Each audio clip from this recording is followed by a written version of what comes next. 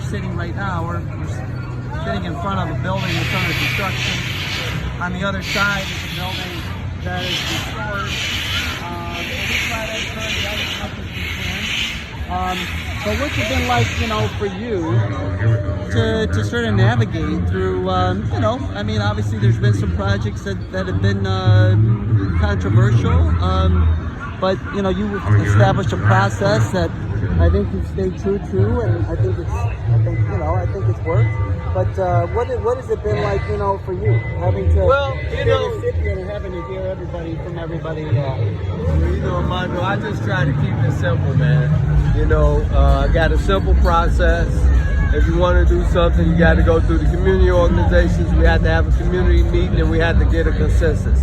Of course, you cannot make everybody happy, right? Now, when we start talking about bigger projects, stuff that's really going to benefit the city, because now we have become a part of the central area and a part of downtown, I got to take input from the Department of Planning and the city. And so you got to balance out what's good for the city, what's good for the neighborhood, because now the neighborhood is shared with the city. Matter of fact, this neighborhood is the only neighborhood that really helped to sustain the city through the pandemic, because no one wanted to invest anywhere else except in this neighborhood. And there was nothing else going on except in this neighborhood. And so our economy has been sustained because of this area.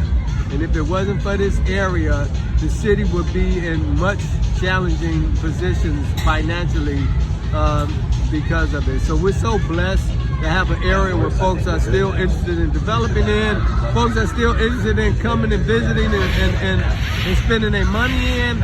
It really helped the city. This is the backbone of the city right now. It's crazy how, and I always think about rise from the ashes, right? It's crazy how this area wasn't touched after the riots, and it was skid row, and now the ashes have grown to be the backbone of the city of Chicago, and actually recognized all over the world as one of the hottest areas in the city.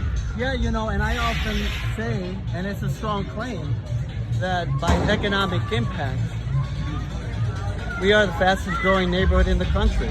And I heard that, and I've been running with it. I think it's true.